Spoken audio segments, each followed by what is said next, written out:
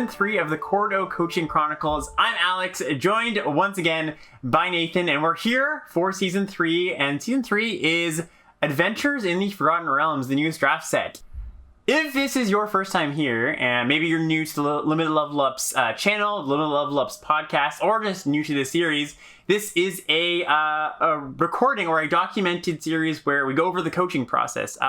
One of the things I do as a content creator is I coach people, and we've been doing this for, I think, the last 2 or 3 sets now, Nathan. Me and Nathan have been, recording our coaching sessions, and both to, show what the coaching process is like for people who, maybe have heard about coaching and just aren't sure what it's all about, and just for people who want to learn, right? It's nice to just watch in on somebody else's experience, learn from other people, learn from somebody else who's also maybe learning the ropes of a new format. Nathan, how's it going? Good. It's been a while. I feel like we may have missed an episode in there. Yeah. So for those who are with us for season 2, for season 1 we did a cool season finale where we kind of did a big recap. Season 2 we had some scheduling conflicts, so we didn't get to do that big season finale recap. But just for maybe people that are curious, Nathan, how did the end of Strixhaven go for you, and what was it like? So if everybody thinks back to season 1, if you saw that, I finally hit my stride. I think I got to a really high win percentage for me. Mm-hmm. I think it was in the upper 60s or something like that. And we figured it out together. We got there. Strixhaven, I never hit my stride with. I would have drafts that would go 6-3, and then the next draft would go 1-3, 6-3, 1. It was both ends of the spectrum, always bouncing. I never really hit my happy medium. I think I ended up at a 53% win rate, which is completely average. It's like who knows, it's coin flip for every game. So I really liked the set. I found it really interesting. I really enjoyed playing it, but I never got it. Right. So yeah. Hopefully we can flip the script here for Forgotten Realms. Yeah, and I mean, I've been enjoying the set a bunch. It's only been out a week, but I've been just jamming drafts nonstop. You were telling me that you actually, the first event you did was a 7-0 sealed. 7-0 sealed. Yeah, nice. Starting off strong. Maybe I got a little lucky there. We'll see. Yeah. Yeah, we'll definitely take a look. So I think for today, just because, I'm sure people are still consuming all the set review style content and just the early format content, we're just going to go through some drafts, maybe a draft, maybe 2, and then just to lead the audience and Nathan through the drafts. Just so like usual, I'll give my opinion, Nathan will give me his thoughts, and we'll see if we can learn something together. Yeah, just to throw this out here, normally by this time I've watched your set reviews or listened to your set reviews and the LR cast. I haven't seen anything or listened to anything, so I've done 3 drafts. I think we're going to look at the second one. So, other than me reading the cards and a spoiler, we're going in live, basically. Great. No better way to do it. All right, well, here we are in the draft. If this is your first time here, we do a rating system for Nathan's own tracking progress. So each pick of the draft, what we do is we'll go through. Nathan will tell me, his thoughts on the pack. I'll tell Nathan my thoughts on the pack. And after I see Nathan's pick, I either give him a agree, that's what I would pick, a disagree, as, I don't necessarily think I would have taken that, but I think it's fine to do that, or a mistake. And the mistake is, I think this pick deviates enough from, what I consider to be the correct pick that I think I'd call it a mistake, and something I wouldn't be looking to do in the future, basically. So we're gonna go through every pick of the draft, talk about it, and give each one a rating. Let's look at this pick one, pack 1 here, Nathan. What stands out to you?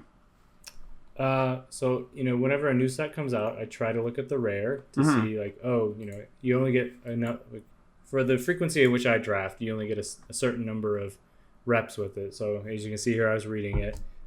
Looks pretty strong, a 4-mana 3/2 that can make guaranteed a copy of something and then potentially more. In terms of the rest of the pack, I actually have a quick rules question because I didn't 100%. know at the time, and I don't think I still know. With Split the Party, who chooses which creatures get returned to the owner's hand? Yeah, so Split the Party is this one right here. Choose target player, return half creatures they control to their owner's hand, rounded up. It's a little ambiguous, but you get to choose. Oh, you choose. Yeah. Okay. Got it. And then so I was looking at that, but I was unsure. And then I was looking at Displacer Beast. It seems pretty strong. The 3/2 that you can keep bouncing back and forth to keep exploring. So I was choosing between those 3.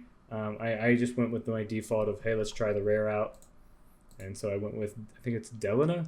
Yeah, I totally love this card. It's a great card, and I totally agree with it.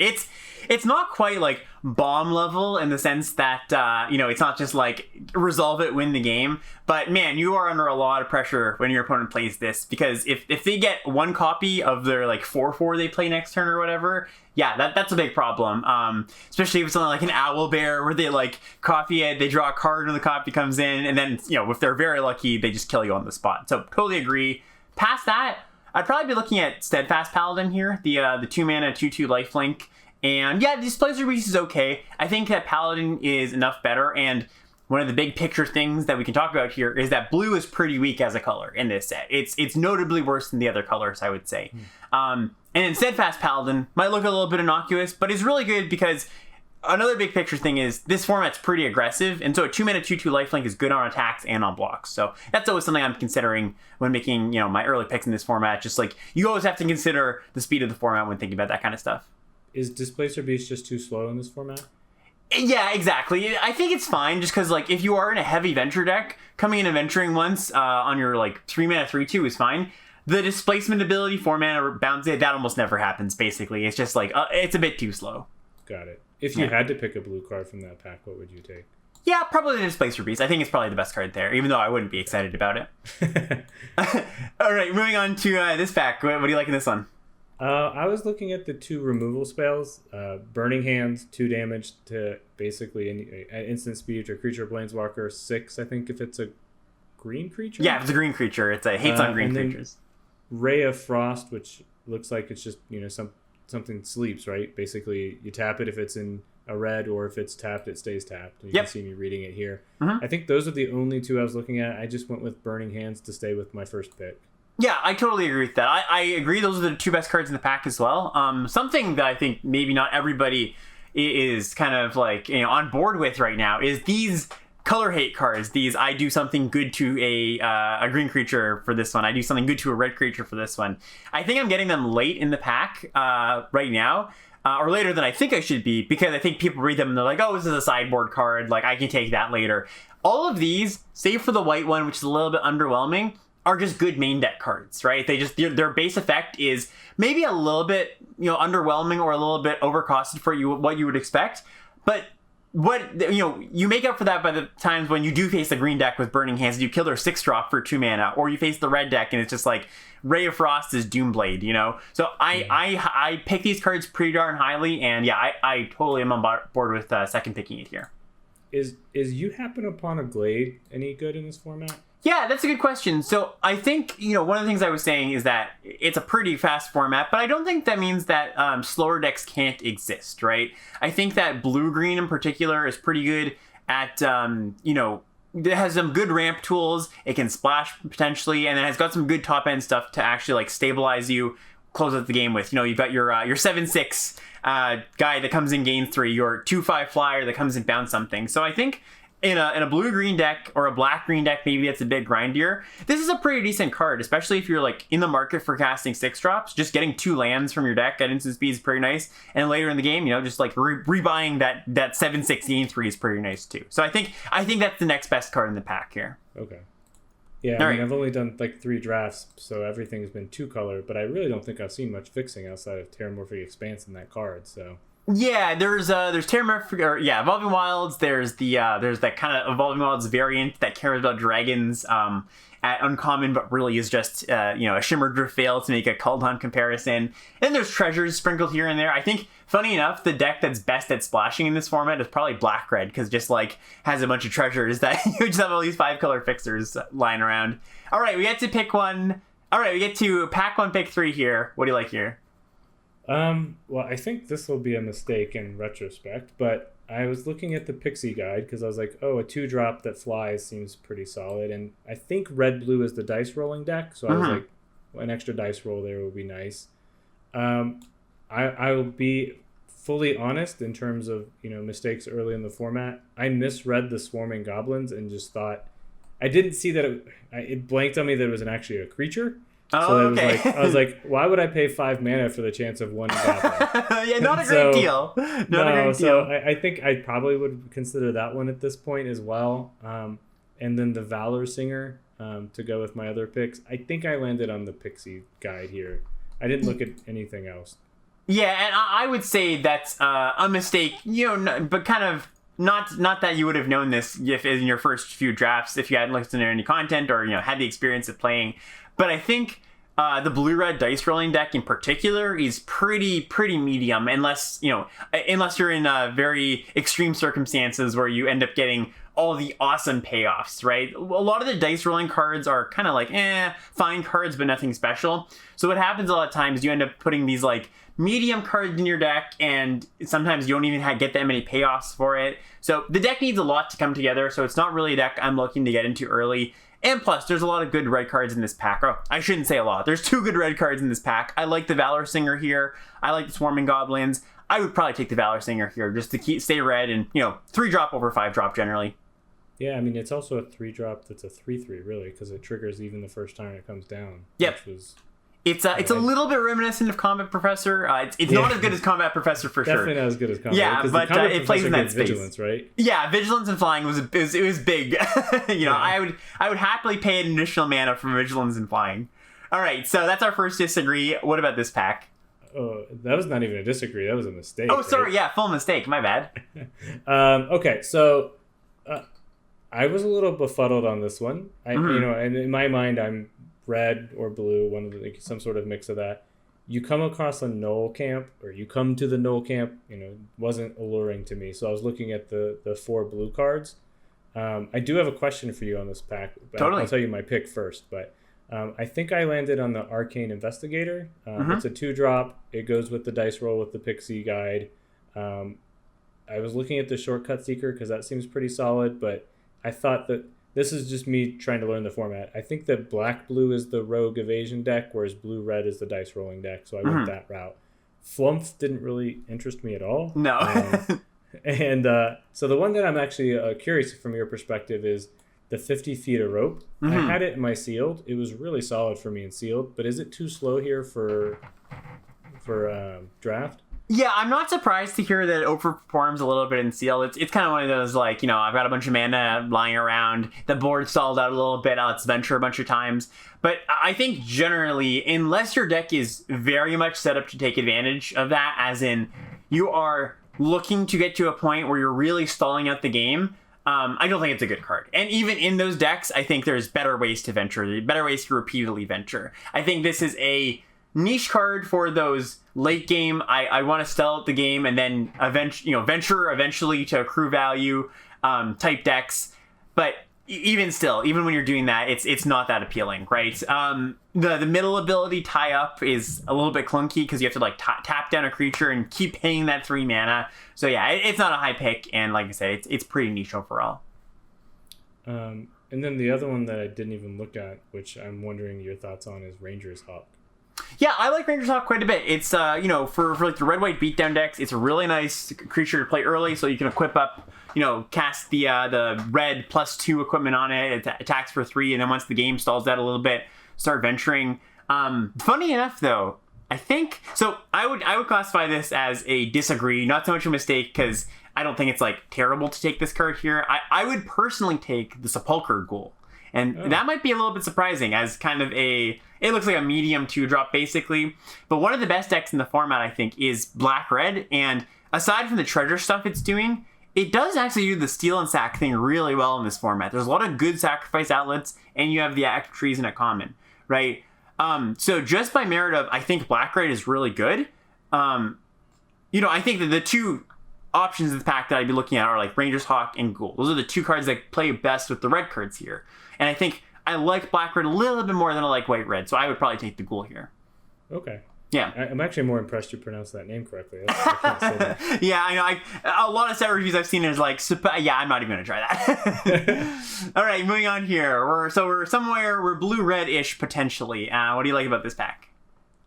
Well, it looks like the blue and the Hoarding Ogre are what I was looking at. Specifically for blue, I was looking at the Rime Shelled Frost Giant. Yeah. 4/5 ward. I think 3 is pretty solid. Yeah. And then you still have the other side, which is this red-green. I really wasn't really sold on the red-green 2/2 that I think it buffs when people attack and you can double it. It seems okay to me. So I stuck with, I think I landed on the Hoarding Ogre just to get the treasures. I would give this another disagree. So just to talk about this pack, because I think there's a few things interesting to talk about. You noted the Rhyme Shield Frost Giant. I actually kind of think this card is a little bit underrated. Not to say it's a great card or anything, but it's beefy. It's hard to target. It comes down, blocks a lot of things. Maybe not looking to pick at first pick, but I don't mind having that card in my blue decks. The Targnar Demon Fang. Let's talk about that card. It's like at least in my opinion, premium 2-drop. I like their red-green beatdown deck quite a bit, the Pack Tactics deck. And this giving a mini Anthem to your team and being hard to block just by threat of activation. They go, all right, well, I can't really block your 2/2 on turn 4 because you can turn it into a 4/4, so I probably won't be blocking it. It's a really good 2-drop. So I think that's what I would take here out of this pack, given your current cards, the Burning Hands, the Delina. Other cards of note, I really like Hill Giant Herdgorger. I think this is the best green common. If you're looking to be a bit more beatdown, maybe not as great, but still fine there. It's still a fine top end card. I think Hoarding Ogre is okay. I think to make this card good, you really want synergies to make it good. And of course, you read the card, it looks like a treasure synergy card and a dice roll synergy card. Well, I like the treasure synergies in this set. I don't like the dice roll synergies all that much. So it's fine. If you want to move towards treasure, black-red treasure stuff, fine pickup here, but I would probably disagree and go with the Targnar. Basically, I think this is a little bit too safe here. I think it's a little too early to take this. All right, moving on to pack 6 here. The red cards and the blue cards suck, in my opinion. Yep. So I was looking at the black cards. I had good experience with the Manticore in my sealed, so I landed there. Yeah, I disagree with this, but not by too much. But I really do like Deadly Dispute. Totally agree. There's not really a red or blue card I'm looking to take here. I think Javelineer is fine in the equipment deck. Nothing special, but a fine 1-drop. Deadly Dispute is, I think, the best version of this effect we've seen. Just the fact that if you have a treasure lying around, this just literally becomes 2-mana instant draw 2.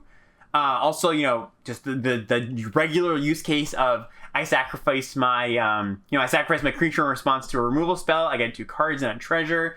There's a few creatures that are really good to sacrifice. Like there's like I think it's called not Shambling. I think it's Shambling Ghast. Yeah, it's a 1-mana 1/1 in black that when it dies, you either give something -1 or you make a treasure. Really nice treasure synergies going on there. So this is it's a synergy piece. You don't just want like infinite of them, but I'm pretty happy to pick up my first one here, especially when I'm this deep into red. And you've got the Hoarding Ogre, so that's even nice too.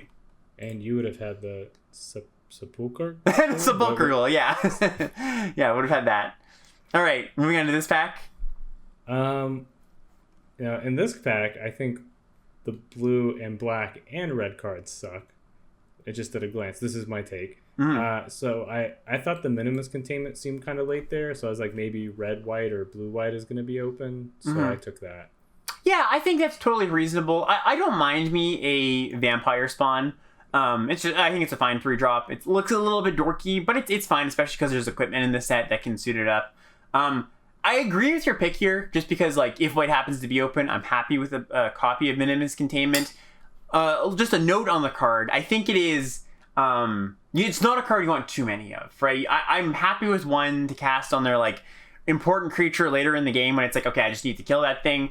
It's not like a catch-all removal spell that I'm just happy to slam on turn 3, right? Because what happens is you slam it on turn 3 on the creature that they, that you want to get out of the way because you're attacking, and they go, okay, I slam my 5-drop a turn ahead of schedule, right? Yeah. It is kind of a cost to cast this card early. So I'm happy with the copy. I agree with taking it here, but it's not a card I want to load up on, basically. I noticed you haven't mentioned check for traps either way. Is that card's just not good, right? Yeah, good question. So it's just a little bit slow in the format. You don't want to be taking turn 2 off to look at their hand. You want to be affecting the board early. It's just generally where in Strixhaven we had a few hand disruption spells that were like this 2-mana. We had Humiliate, we had Agonizing Remorse. That was a slightly less punishing format to not affecting the board early. And I think this one is punishing enough that you don't want to be playing this card. All right, and rounding out the pack here, we get to pick 8, almost the wheel. Yeah, a lot of black and red. So yeah. Looks like those are probably the right colors to be in. I was looking at Eyes of the Beholder seems like 6 mana for an instant. Seems clunky. Like a lot. Clunky to say the least, yeah. And so I just snagged the Valor Singer. Yep, agree with that. Just, stay as close to red as you can. Your best cards are in red. Why not stay red as long as you can? This pick. Now we have all blue, so I think I landed on the Pixie Guide. Yeah, to go and with you know the dice what? rolling. Yeah, you know what? I don't mind that here at all because, I was saying I don't love blue-red, but, I'm not saying you can't have a good blue-red deck. It's not like it's impossible, right? And if that's a card that's wheeling and say you happen to open or get past a few good blue-red gold uncommons, well, that's reasonable, right? Then you can actually make a good blue-red die rolling deck. This is, I guess a good way to put it is, this is where I want to be picking up my Pixie Guides, not at the beginning of the pack, yeah. Now, just as a feedback on this format or just draft in general, it seems like I'm getting a lot of black and red, and then some packs just have a lot of blue as well. What is going on at this table? Is everybody taking green white, or is there something about this format that I don't know? Yeah, I would just say it's a little bit because it's early in the format, things are not going to be crystal clear, right? Everybody's figuring out the format basically. So sometimes people they shift lanes when you expect them, you're not getting a lot of black early and then you just suddenly get a lot of black, right? Even not late in a format, this happens sometimes. I would say at this table in particular, I haven't seen any white except for that minimus containment and really, really no green, especially on the wheel so far. So I would just say, yeah, if I were you and I'm in your seat, I'm probably thinking, okay, I probably want to stay away from green, probably want to stay away from white, and be some combination of black, red, blue, right? Not exactly sure what right now, but just as a vibe check on the table, I think that's what's the most open. And I don't want to make any sweeping conclusions about, the people next to me are in this or anything like that. That's just generally, though, I feel comfortable moving forward if I can say to myself, these three colors are probably open-ish and these two probably aren't, and then you'll narrow it down from there. I'm too dumb to figure out what my neighbors are in. So. Yeah, honestly, I think people get a little bit tied up in that, a little bit too tied up in figuring that out anyways. I feel like it's a lot of mental energy wasted on something that, it matters, but might not actually have meaningful results if you do figure it out. I think on this one I took that card. There you go. You come to the river. I think reasonable. In retrospect, I wish I'd taken the clattering skeletons there, if you go back. Yeah, I think the clattering skeletons. What are your thoughts? So one of the things about venture is that you really want to be venturing a lot if you're venturing at all, right? Because if you have a venture in a small amount in your deck, well, you're going to be scrying one, you're going to be making a treasure. That's about as far as you're going to get in the dungeon. But the more venture you have, the better and more likely it is to get to the deeper parts of the dungeon where you get better effects, right? So the more venture you have, the better every other venture card gets. Currently, you don't have any venture at all, right? And you could, make a case for, okay, well, maybe packs 2 and 3, I can pick up some venture. That's totally fine. But, I'm not at all, sad about passing this clattering skeleton here. I think you come to rivers perfectly fine, especially if you think you're more likely to be blue-red than black-blue or black-red. So is this an agree or a... Yeah, I would agree with that. I would take that here. So you mentioned, if you're light... I'm light on clattering skeletons. I don't have much venture. How do I know, you have 3 options for the dungeons you can go into. Do you have any tips or tricks to figure out which one do you choose? Because how do I know if I want to gain 1 life or scry 1 or go, I guess one of them's a little more punitive in terms of discarding and stuff like that. Yeah. So I think just big picture, the Tomb of Annihilation, the one that's, the more aggressive one, you're really going to only go down that one when you know you're the beatdown, when you're I need to close the game now, and I don't think that this is going to, it's not going to punish me for going into this. Because one of the things you have to be worried about is, well, if I have other venture cards and, somehow my opponent turns the tide on me, I don't want to be having to lose more life, right? Or getting constricted on more resources if I start losing. So if you're I got to close at this game, I know I want to be both players losing life, you go into the Tomb. The longest one, the Mad Mage's Dungeon, you really only go in if you're positive that you have an adventure to repeatedly venture and get pretty deep in it. I'd say most of the time you're going to default to the Pandelver one, the Mine of Pandelver, where it's just there's these are reasonable effects. I don't have to, it's not super high investment because scrying 1 and making a treasure or making a token are fine effects. And if I don't get through it, I don't get through it. No big deal. Is venture as strong as lesson learned? No, I would say no, because I think on base level the cards are just weaker, but also as far as I'll stop here because we have a few picks here. As far as its effect on the format, all of the learn cards in Strixhaven, all of the colors in Strixhaven had access to learn, right? Just at a pretty even, fairly evenly divided. In this set, it's so focused in Esper and blue, black, and white that it just can't have that big of an effect, and it's not as powerful because the red and green decks don't get to do it as much, basically. So I think a really heavy Venture deck can be good, but it's the synergies aren't as strong. In general, in this set, the synergies aren't as strong, but I think that particular synergy Venture is you can go for it, but it's not as format warping as Learn Lesson. All right, we get to pick 11 here, and we pick up probably another Valor Singer. Yep. We move on to this one here. Yeah, Bar the Gate versus find the Villain's Lair versus Baleful Beholder. I took the counterspell. Yeah, I don't think this matters too much. I actually don't mind Baleful Beholder as a top end card in my black-red deck. I think it's just a fine, top end card. Punishes your opponent's enchantment removal spells, can finish off the game. So I might take that myself, but I think this is, it's totally fine to just take counterspell. Like I said, maybe this is a disagree because I think it's unlikely I actually end up playing this card. I think it's unlikely I play You Find a Villain's Lair in my deck. So I would disagree with this one. Okay.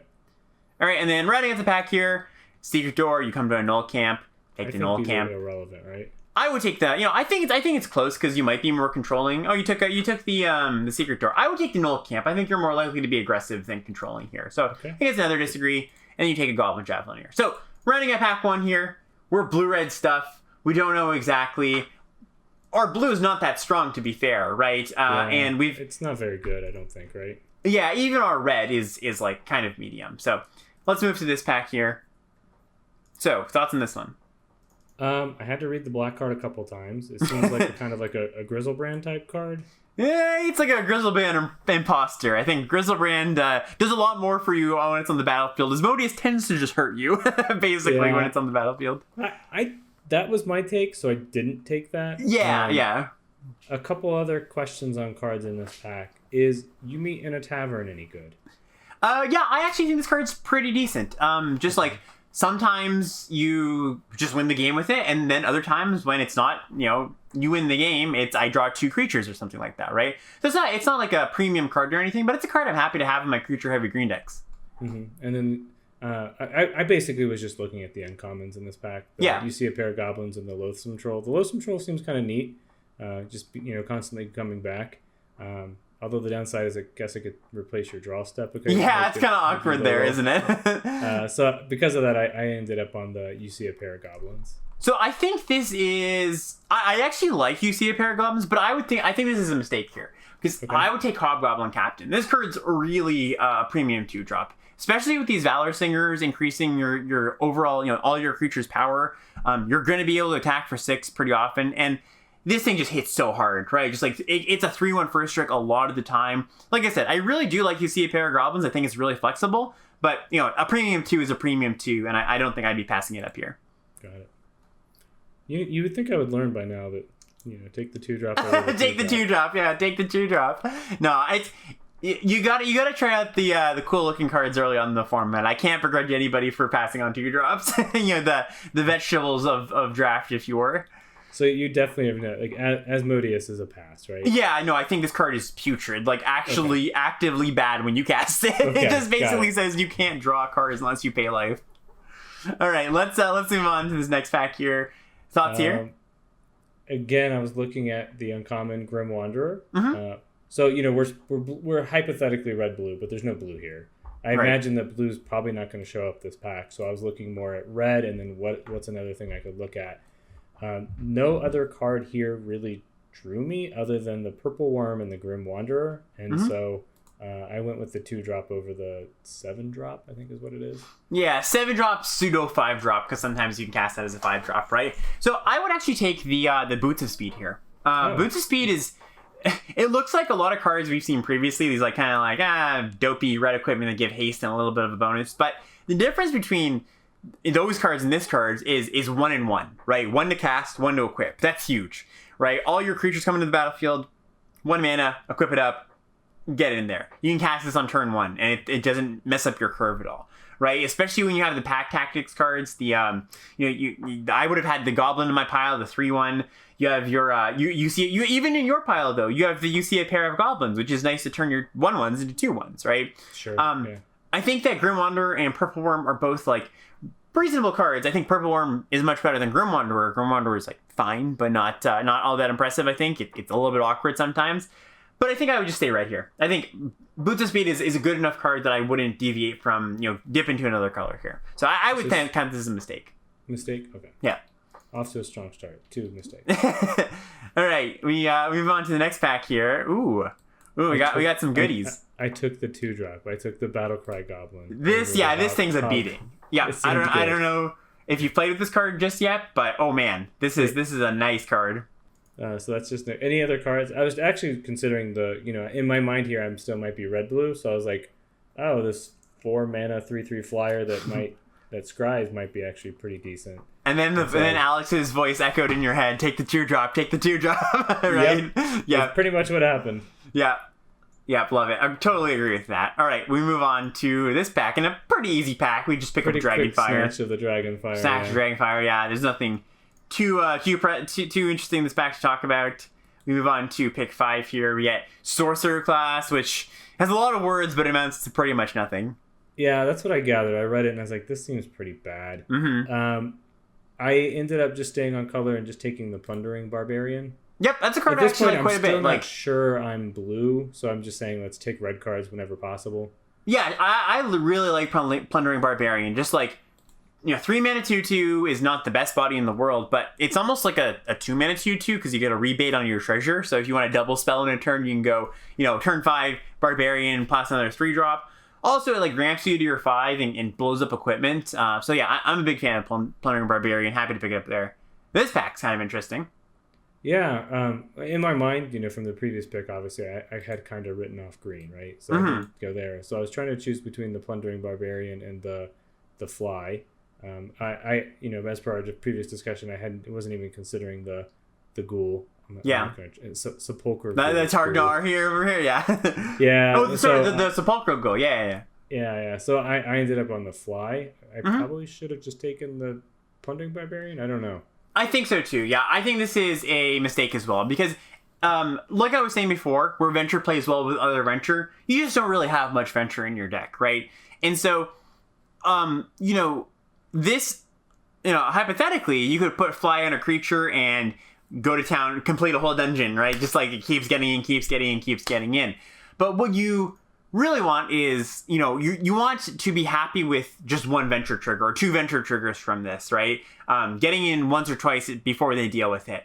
Because what happens is if you get in once or twice with this and, they kill it, well, you've added a bit of damage and you maybe scried once, maybe made a treasure, but really it's no long-term value. At least if they kill your Fly, your creature you have Fly on afterwards, well, what happens is, okay, I've gotten a little bit deeper in the dungeon and then my other Venture cards can get me even further and get me good effects, right? So I don't think this is really a Fly deck, basically. Is there a amount of Venture that you look for? Like with like Lesson Learned, you're like, oh, I want 6 different ways to get my Learn cards, right? Yeah, basically as much as I possibly can. I think Venture, like it's a critical mass mechanic, basically, right? And so if I guess a practical use or a practical way to look at how much Venture do I want is like if you're early in pack 1, let's say you've taken a good Venture rare, right? And you're like, okay, let's go down a Venture path, right?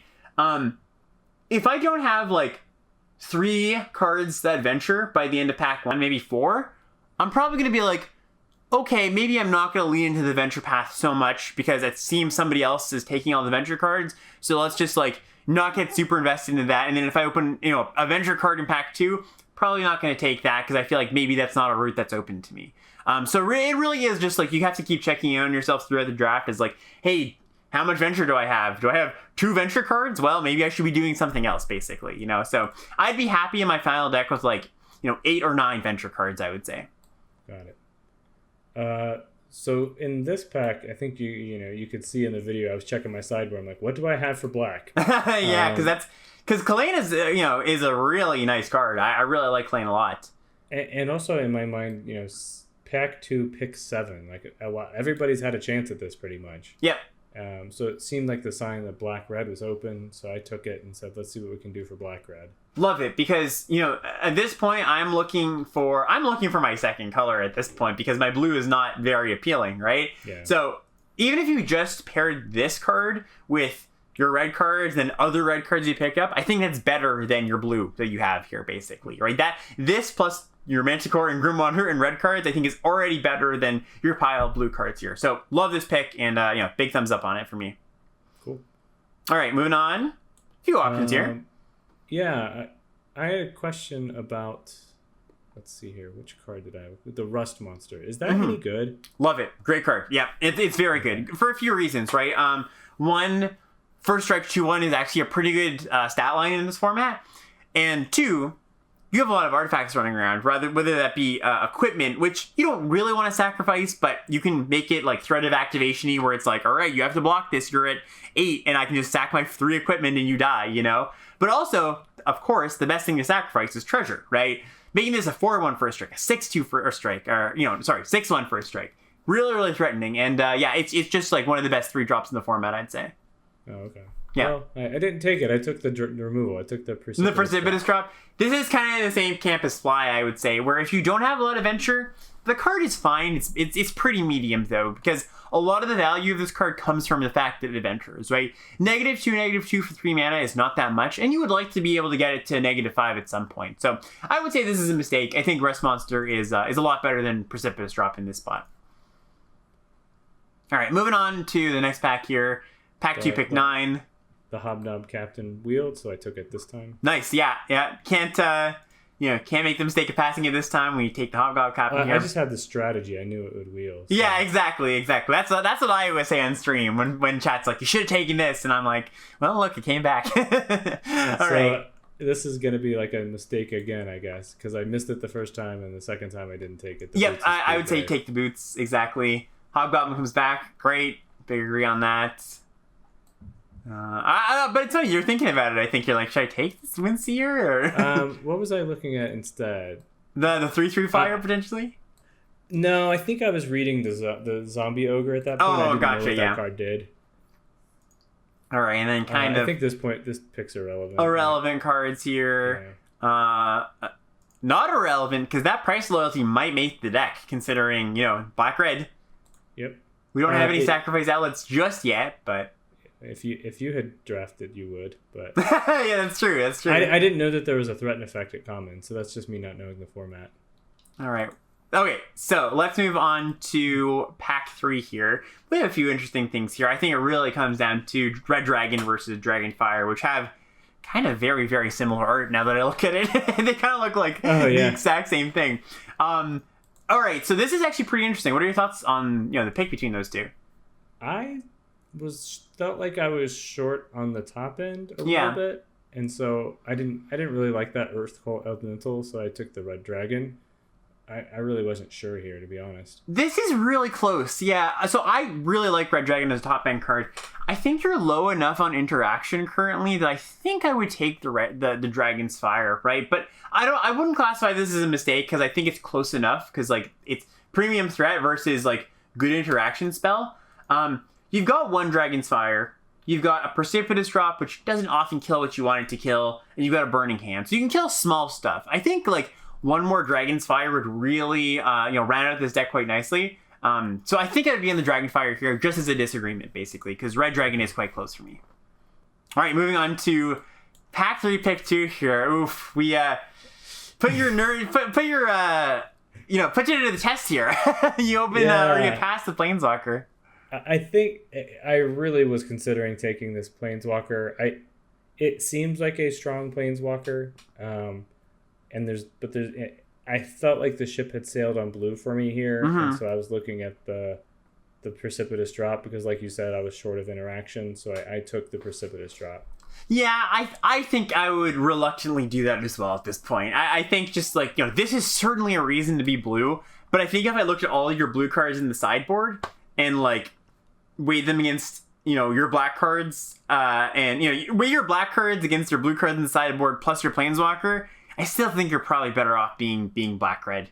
Mordenkainen's great, but yeah, I think I would also just say, you know what, I'm probably not blue-red at this point. right. That was a tough pick. And then immediately followed up with getting past the Blue Dragon.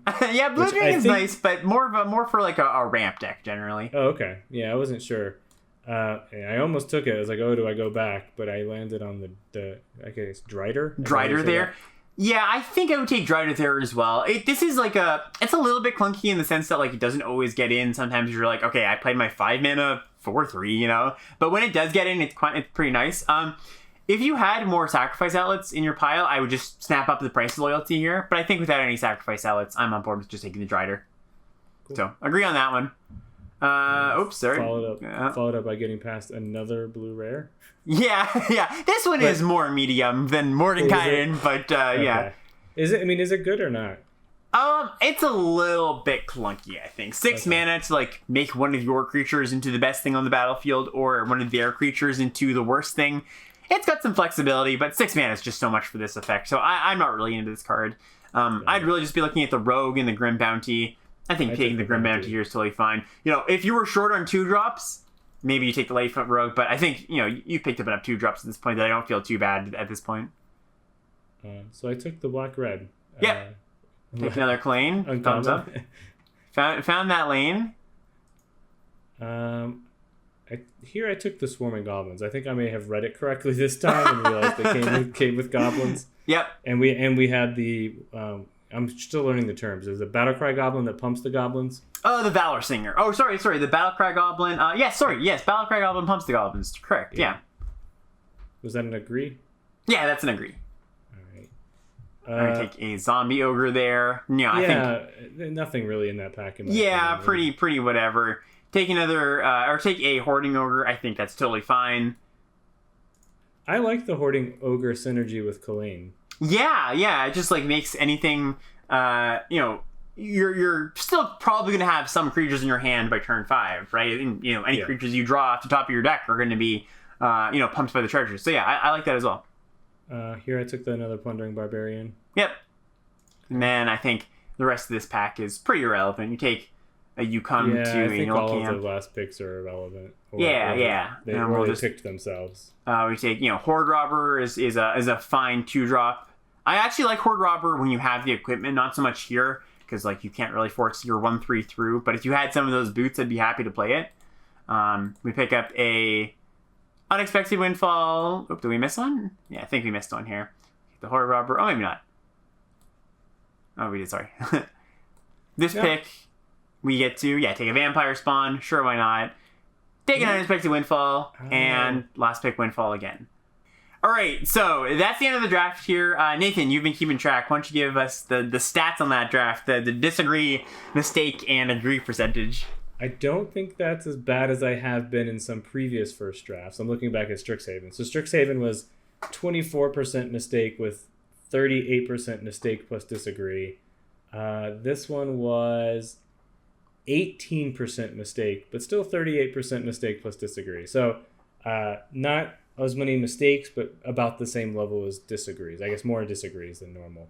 Right. And looking at this deck, I actually think it turned out pretty decently. Like, you know, you've got the 2 Kalanes, which is just huge, right? Just getting to cast like a 4/4 Hoarding Ogre on turn 3 is really powerful, right? You know, I would have liked to maybe have a bit of that sack and steal synergy stuff going on, but, you know, it's not the end of the world. What do you feel, now that we've talked about the draft, how do you feel about, you know, your thoughts on the format, card evaluations that may have shifted, or just like general things that, you know, might be different than when we started? I think I really, this draft showed how not doing your homework can really hurt a draft. Mm-hmm. I didn't know that there was the common sacrifice theme. I didn't know that there was multiple cards at common that let you sacrifice, which is, you know, obviously a powerful theme. Usually those always fall short, so I don't ever, that black-red sack always falls short, so I didn't really pay attention to it. And I didn't know that blue-red dice rolling was, you would figure it, with being such a prevalent D&D mechanic and being on so many cards, they would make it good, but what you're saying is it kind of falls short. Yeah, it's hard. It's. I think they would, in an ideal world, they'd probably make it good, but it's always hard to balance these things, especially with die rolling.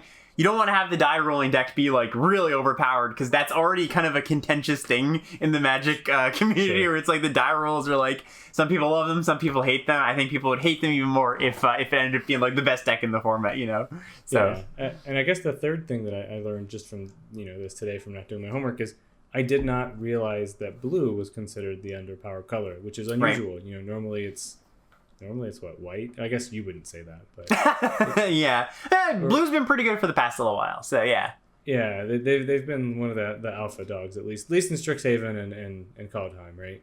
So yeah, so just as this you're looking at this deck here, I think you ended up doing some swap arounds, taking some stuff out, and what you ended up with is this pile of 40 cards here, which I, for the most part, agree with. I don't think there's anything I would have, in your final draft here with the cards you have to work at with. I don't think there's anything I would have swapped out. I'm just trying to see. The most medium card here is probably like Manticore or Drider. I don't think there's anything in the board I would have played instead. You got the You Come to a Null Camp in the board. That combat trick +3/+1, but I think you picked up enough interaction where I don't feel like you just need to play a combat trick in your what is basically a mid-range deck, right? It's an aggressive deck. It's aggressive leaning, but you're not like so aggressive that combat tricks are super high value to you. I think your few removal spells just do the job just fine.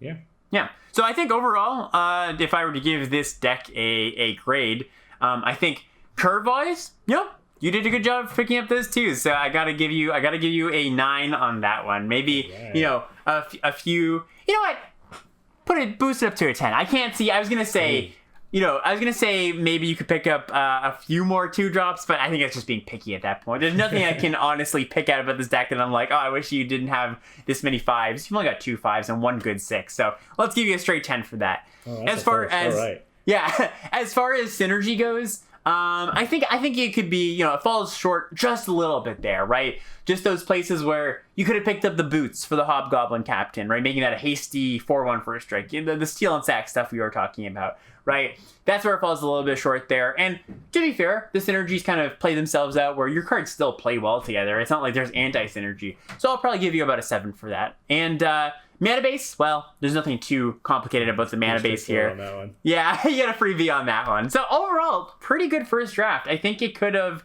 like I said, there's a few things here and there, but overall, not too many complaints. I think really, and you can tell me if you think this is true or not. But most of our conversation here was more context and framing for the format rather than you drafted this deck poorly or anything like that, which is good, right?